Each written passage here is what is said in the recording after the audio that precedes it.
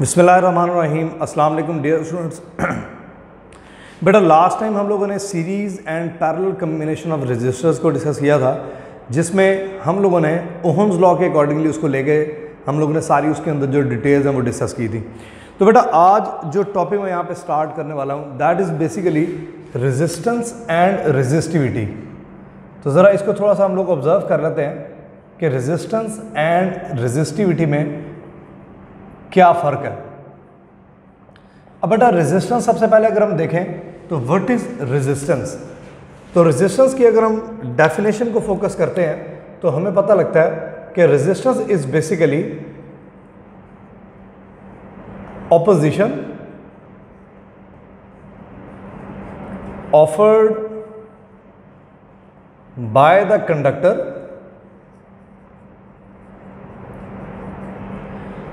To the flow of charge. तो resistance opposition है basically जो कंडक्टर दे रहा है किसको, चार्जेस के फ्लो को। ओहम्स लॉ के अकॉर्डिंगली अगर देखें V equals to I R है, जिसमें हम लोगों ने I equals to V over R या फिर R equals to V over I वाली फॉर्मेशन देखी थी। तो यहाँ पे जो इसका यूनिट है वोल्ट पर एम्पेयर, जिसको हम लोगों ने SI में ओहम्स कह दिया था। तो SI में स्टैंडर्ड इंटरनेशनल में जो रेजिस्टेंस का यूनिट है दैट इज़ ओहम। इसका जो सिंबल है वो ओमेगा इसका सिंबल है जो हम लोग यूज़ किया करते हैं फॉर रिप्रेजेंटिंग द रेजिस्टेंस। अब बेटा सबसे पहले हम लोगों ने रेजिस्टेंस को देखना है। ये तो था इसका ओहम्स लॉ से रिलेशन, जहाँ पे हमें पता लग रहा है कि resistance basically voltage over current की रेशो है। तो ये दोनों अलग अलग क्वांटिटीज़ हैं जिनके थ्रू हमें यहाँ पे रेजिस्टेंस की वैल्यू मिल रही है। लेकिन अगर हम रेजिस्टेंस की अपनी प्रॉपर्टीज़ को देखें और रेजिस्टेंस की वैल्यू को देखें तो रेजिस्टेंस इनके अलावा यहाँ से तो बेटा हमें नज़र आएगा कि resistance is directly proportional to voltage when the current is constant and resistance is inversely proportional to current when the voltage is constant. तो resistance is inversely proportional to current when the voltage is constant. ये इसकी explanation है on the basis of Ohm's law. अब ये आपके पास wire के parameters नहीं है, तो आज हम लोग रेजिस्टेंस की डिपेंडेंस कुछ और चीज़ों पे भी देखने वाले हैं। वो क्या है ज़रा देखिएगा। Dependence of resistance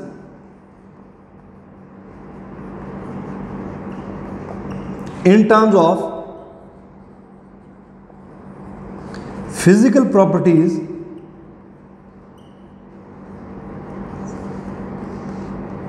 of wire। तो आज हम इसकी डिपेंडेंस, पहले हम लोगों ने इसकी डिपेंडेंस देखी है on the basis of voltage and current जो कि इलेक्ट्रिकल प्रॉपर्टीज थी जनरली। तो आज हम देखेंगे dependence of resistance in terms of physical properties of wire, कि physical properties of the wire के ऊपर रेजिस्टेंस कैसे डिपेंड करती है। तो पहला फैक्टर यहां पे मैं ले रहा हूं that is length of the wire. तो लेंथ ऑफ वायर पे रेजिस्टेंस कैसे डिपेंड कर रही है जरा देखिएगा। हम कहते हैं कि resistance is directly proportional to the length of the wire. Length जितनी बढ़ती जाएगी, हमारे पास क्रॉस सेक्शनल एरिया सेम रखते हैं हम लोग। ये दो वायर्स हैं, एक वायर मैं ये ले रहा हूं, दूसरी वायर मैं इसके साथ ले रहा हूं जिसकी लेंथ मैंने यहां पे बड़ी ली है। इसका क्रॉस सेक्शनल एरिया सेम है और लेंथ यहां पे चेंज है। इस वायर की लेंथ L है तो इसकी कितनी है, 2 टाइम्स ऑफ L है। अब बेटा हमें वाज़ेह नजर आ रहा है कि चार्जेस जब यहां से फॉर एग्जांपल एंटर होते हैं तो इस वायर में चार्जेस को ये लंबा पाथ कवर करना पड़ेगा, इस पूरे पाथ की ऑपोजिशन को फेस करना पड़ेगा। अब ऑपोजिशन क्या है, इसके अंदर पड़े हुए हैं हमारे पास एटम्स। जो एटम्स ऑफ द लैटिस हैं, इलेक्ट्रॉन्स उनसे जितना ज़्यादा टकराएंगे हम कहेंगे इलेक्ट्रॉन्स की जो कलीजन्स जितनी ज़्यादा होंगी, यहाँ पे मैंने पॉजिटिव चार्ज शो किया हुआ है, कोई इशू नहीं है, कन्वेंशनल बात कर रहा हूँ। जितना ज़्यादा कलीजन्स होंगी एटम्स ऑफ द लैटिस के साथ, हम कहा करते हैं कि उतनी ऑपोजिशन भी इस वायर की क्या है, ज़्यादा। और जितनी कम कलीजन्स होंगी हम कहेंगे ऑपोजिशन भी उतनी कम है। तो आप देखें कि मटेरियल सेम है, बाकी सब चीज़ें सेम है, सिर्फ क्या है कि लेंथ का फ़र्क है। तो इस वाले पाथ में, इस वाली वायर में चार्जेस को कम रास्ते की रेजिस्टेंस को फेस करना पड़ेगा, जबकि इस वाली वायर में वो ज़्यादा पाथ की रेजिस्टेंस को फेस करेंगे। तो यहां पे हम लिख भी देंगे कि charges will face the opposition of larger path in second wire. ये वायर नंबर 1 है और ये वायर नंबर 2 है। तो सेकेंड वायर में चार्जेस को ज़्यादा ऑपोजिशन फेस करनी पड़ेगी। तो हम बोलेंगे कि resistance of wire number 2 is greater than the resistance of wire number 1। हमने जिस बात को फोकस करना है अभी वो ये है जो आगे यूज़ होगी। ये पहली डिपेंडेंस बेटा मैंने आप लोगों को यहाँ पे बताई है। अगर सेकेंडली मैं बात करूँ तो यहाँ पे जो रेजिस्टेंस है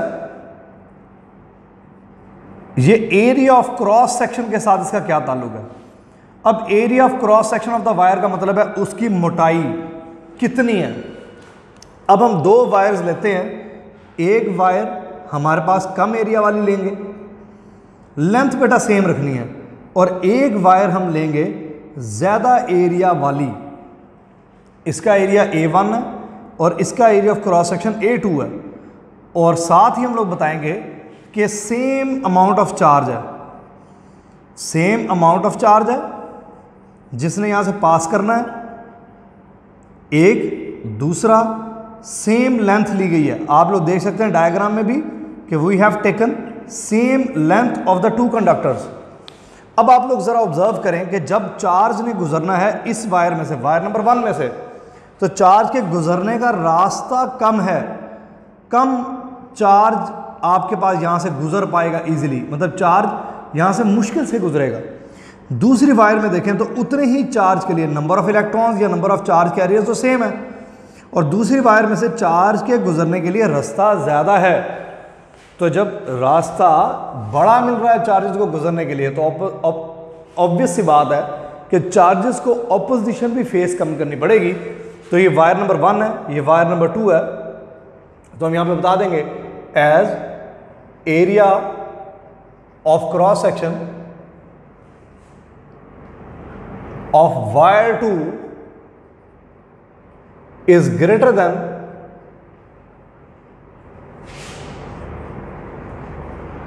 area of wire 1. So for the flow of same charge, for the flow of same charge या equal charge, for the flow of equal charge,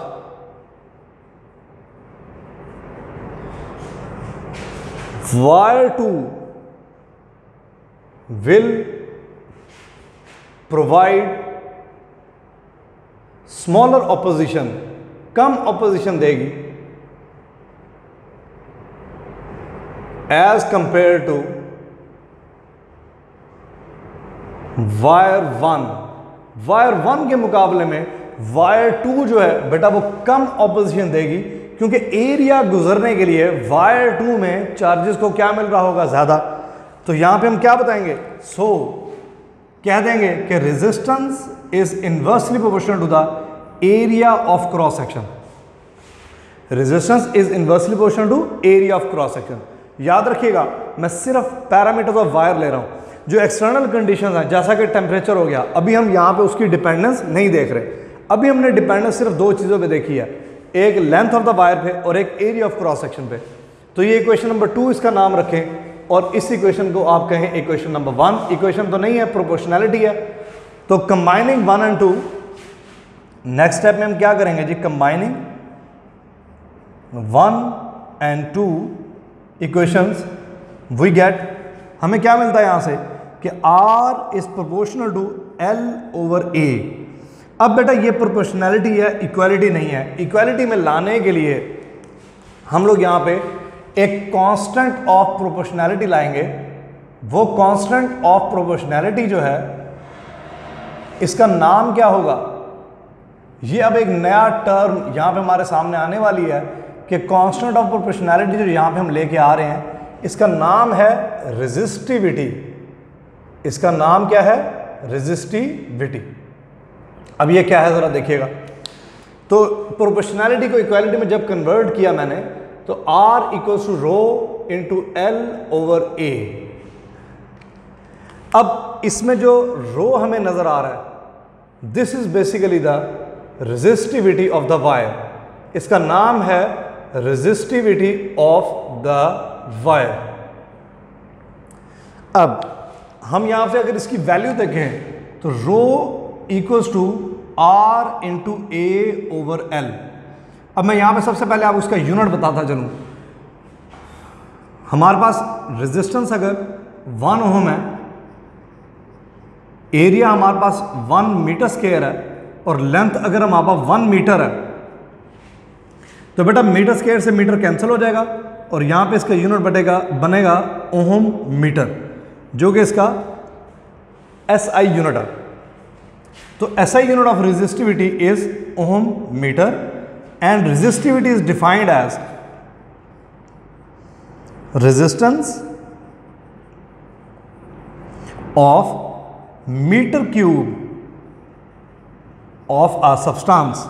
क्योंकि हम जो सब्सटेंस ले रहे हैं उसकी वायर की लेंथ भी है और उसका एरिया ऑफ क्रॉस सेक्शन भी है। भले ये यूनिट में कैंसिल हो गए लेकिन डेफिनेशन में क्या बोलेंगे कि resistance of metre cube of a substance is known as its resistivity.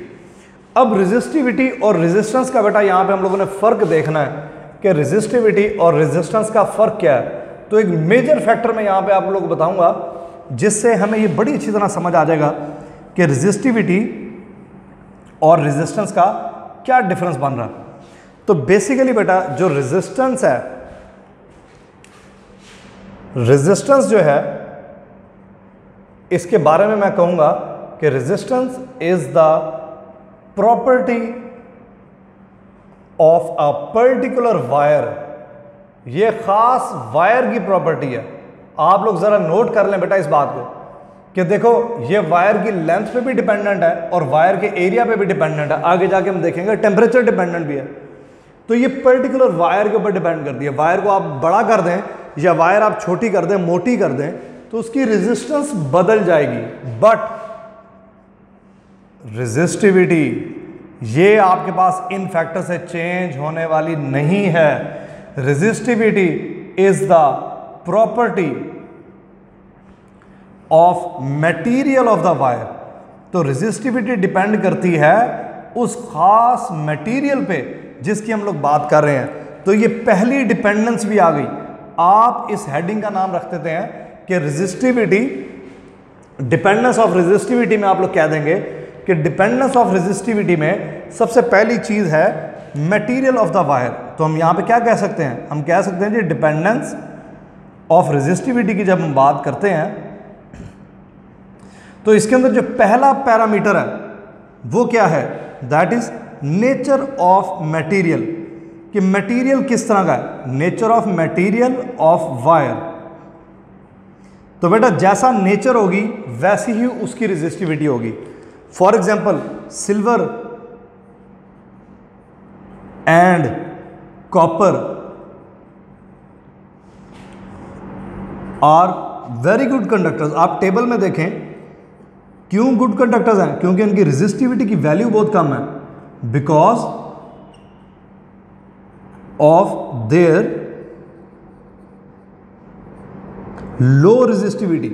इनकी अपनी लो रेजिस्टिविटी की वजह से इनकी कंडक्टिंग प्रॉपर्टीज बहुत अच्छी हैं, जिस वजह से हम कहते हैं कि ये दोनों बहुत अच्छे कंडक्टर्स हैं। तो नेचर पे डिपेंडेंट है। इसके मुकाबले में आप आयरन देख लें, कोई और मटेरियल देख लें, तो उसकी रेजिस्टिविटी की वैल्यू हमें ज़्यादा मिलेगी। तो हमारे मुताबिक जो है गुड कंडक्टर सिल्वर और कॉपर कंसीडर होंगे, because their material have less values of resistivity. अब दूसरी बड़ी इंपॉर्टेंट यहां पे जो डिपेंडेंस है रेजिस्टिविटी की, दैट इज अपॉन टेम्परेचर। तो पहली डिपेंडेंस रेजिस्टिविटी की नेचर पे है, दूसरी इसकी डिपेंडेंस जो है वो हमारे पास आ रही बेटा किस पे? That is upon temperature.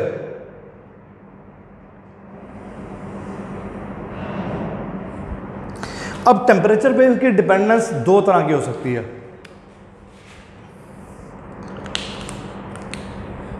तो resistivity of a substance may increase or decrease, बढ़ भी सकती है और कम भी हो सकती है, याद रखिएगा। Resistivity may increase or decrease due to the change in temperature। हम टेम्परेचर में चेंज लेके आते हैं। कुछ मटेरियल्स ऐसे होंगे जिनकी रेजिस्टिविटी बढ़ जाएगी, कुछ ऐसे होंगे जिनकी रेजिस्टिविटी कम हो जाएगी। Due to the change in temperature depending upon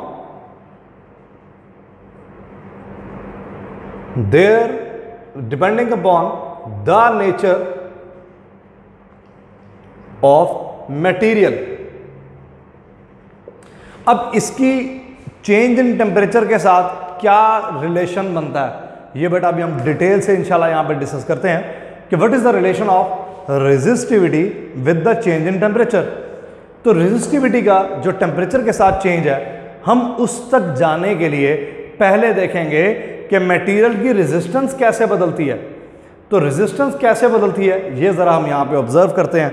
बेटा अब यहाँ पे ना कुछ पैरामीटर्स लेंगे, मैं यहाँ पे आपको बताऊंगा जी R T is the resistance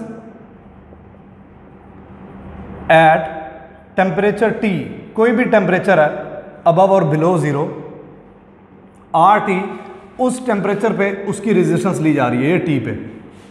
अच्छा इसी तरह R naught is the resistance at 0 degree Celsius. तो बेटा 0 डिग्री सेल्सियस पे जो रेजिस्टेंस है वो यहां पे आ रही है आर नॉट। अब मैं बात करने लगा हूं चेंज इन रेजिस्टेंस की। तो चेंज इन रेजिस्टेंस जो है वो यहां पे मैं मेंशन करूंगा डेल्टा टी से, सॉरी डेल्टा आर से। तो यहां पे मैं रिप्रेजेंट करने लगा हूं delta R which is equal to R T minus R naught. This is basically equals to the change in resistance. इसको मैं बोल रहा हूं यहां पे कि this is a change in resistance. अब देखते रहिएगा, हमने टेम्परेचर पे इसकी डिपेंडेंस देखनी है, लेकिन हम चल कहां से रहे हैं, हम डेल्टा आर से अपनी बात को लेकर चल रहे हैं। तो डेल्टा आर से हमारी बात चलेगी और ये जाएगी इस रेजिस्टेंस और टेम्परेचर तक की इसकी डिपेंडेंस देखी जाएगी।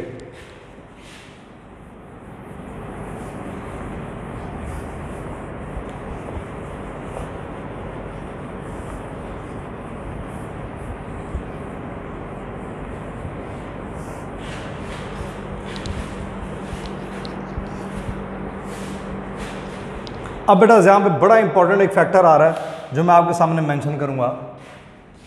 इंपॉर्टेंट 3 पॉइंट है कि change in resistance of a substance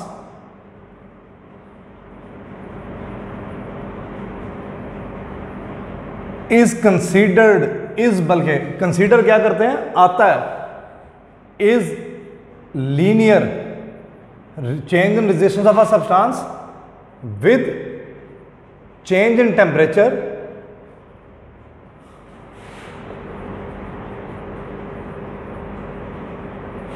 above or below 0 is linear for a considerable range। ये बेटा लीनियर है for a considerable range for most of the substances. सुन लें दोबारा, मोस्ट ऑफ द सब्सटेंसेस के लिए ये जो चेंज इन रेजिस्टेंस है R T minus R naught, this is directly proportional to the temperature above और बिलो 0। बेटा यहां पे याद रखना, ये टी जो है ये अकेला टेम्परेचर नहीं है, ये है change in temperature from 0 degree Celsius. तो 0 डिग्री सेल्सियस से ये चेंज इन टेम्परेचर है अबव और बिलो 0। कहा क्या जा रहा है कि आपके पास जो डेल्टा टी है वो डेल्टा आर जो है, यहां पे मैं डेल्टा आर लिख रहा हूं, मोस्ट ऑफ द सब्सटेंसेस के लिए जो डेल्टा आर है, ये जो चेंज है ये लीनियर होता है अबव और below zero for most of the substances. इसका मतलब क्या है कि जैसे जैसे डिफरेंस ऑफ टेम्परेचर बढ़ रहा है जीरो से, वैसे वैसे ये रेजिस्टेंस का चेंज भी हमारे पास आ रहा होता है। ये पॉजिटिव में भी आ सकता है और ये नेगेटिव में भी आ सकता है। तो आपके पास कुछ सब्सटेंसेस ऐसे हैं जिनका टेम्परेचर बढ़ाने के साथ साथ रेजिस्टेंस बढ़ती जा रही होगी, उनका डेल्टा आर बेटा पॉजिटिव होगा, और कुछ ऐसे हैं जिनका डेल्टा आर नेगेटिव होगा। तो याद रखना कि और यहाँ पे negative of delta R, negative of delta R का मतलब है decrease, this will be again proportional to the change in temperature.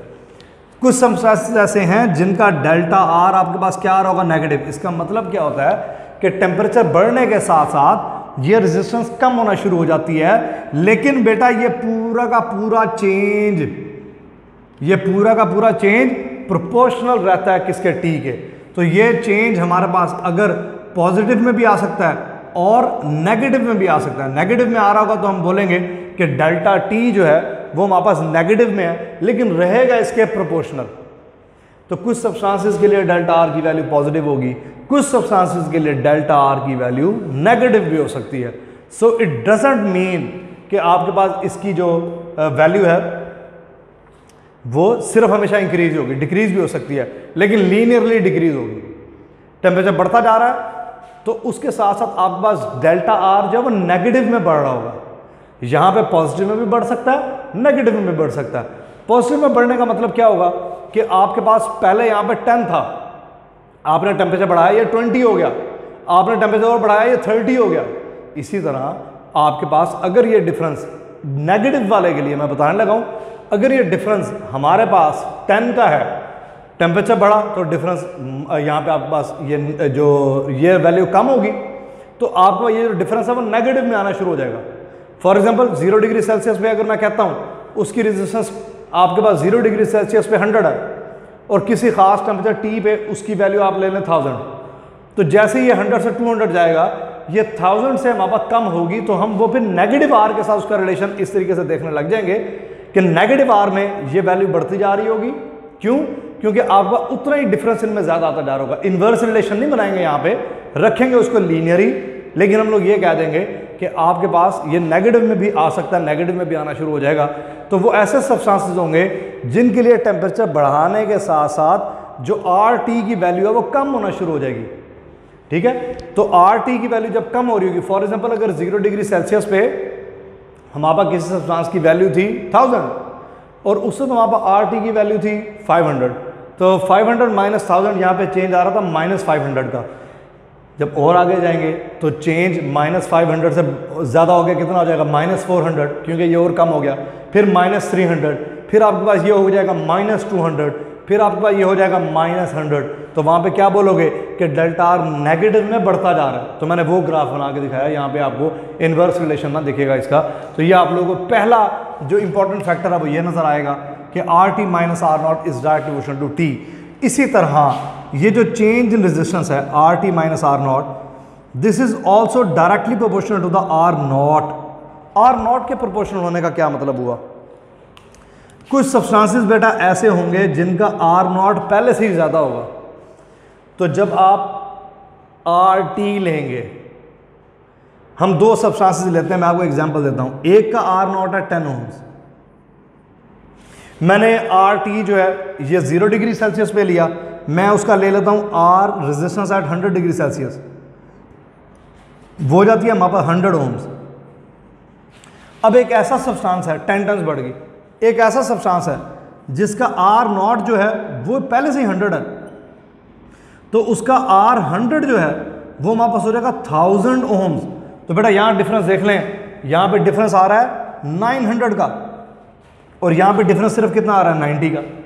तो आपको वाज़े पता लग रहा है कि delta R is directly proportional to R not.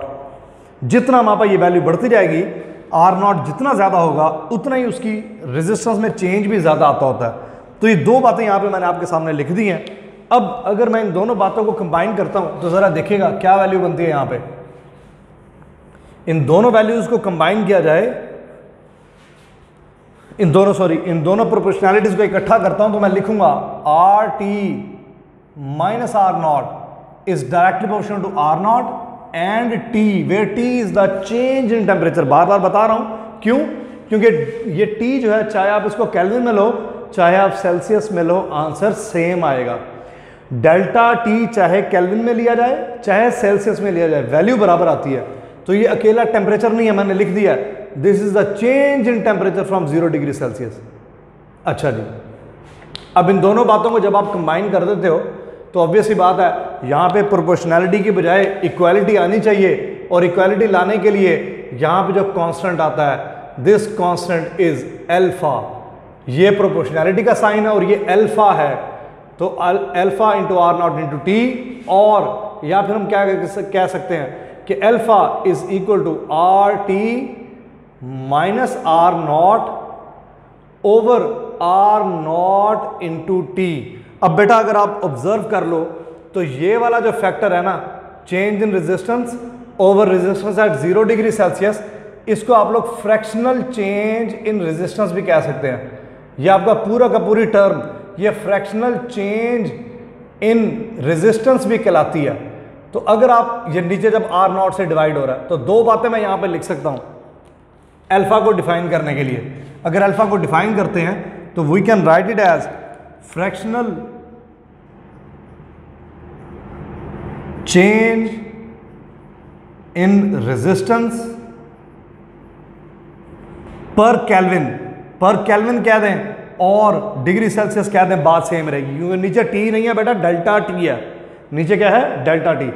या फिर आप अल्फा को यूं भी डिफाइन कर सकते हैं, और चेंज इन रेजिस्टेंस, ऊपर आ गया change in resistance, fractional change ने लिखा, चेंज इन रेजिस्टेंस पर ओहम पर केल्विन, तो चेंज इन रेजिस्टेंस पर ओहम पर केल्विन से भी आप इसको डिफाइन कर सकते हैं। अभी तक बेटा मैंने कंडक्टिविटी को डिफाइन नहीं किया, वो अलग टॉपिक, वो अलग बात है, वो मैं अलग करूंगा, कंडक्टेंस और कंडक्टिविटी।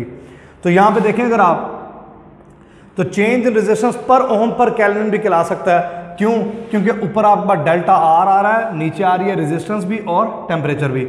या तो इसको फ्रैक्शनल चेंज कह देंगे पर केल्विन, या फिर चेंज इन रेजिस्टेंस पर ओहम पर केल्विन। तो ये दो डेफिनेशंस बेटा मैंने यहाँ पे आपके सामने लिखी हैं अल्फा की। अभी तक ये डिपेंडेंस चल रही है, अभी ये टॉपिक कंप्लीट नहीं हुआ। ये है इसका फर्स्ट पार्ट। मैं यहीं पे बेटा बात को रोक रहा हूँ, मैं कल इंशाल्लाह यहीं से आगे बात को कंटिन्यू करूँगा। तो चेंज इन रेजिस्टेंस पर ओम पर केल्विन तक हम बात रोकते हैं।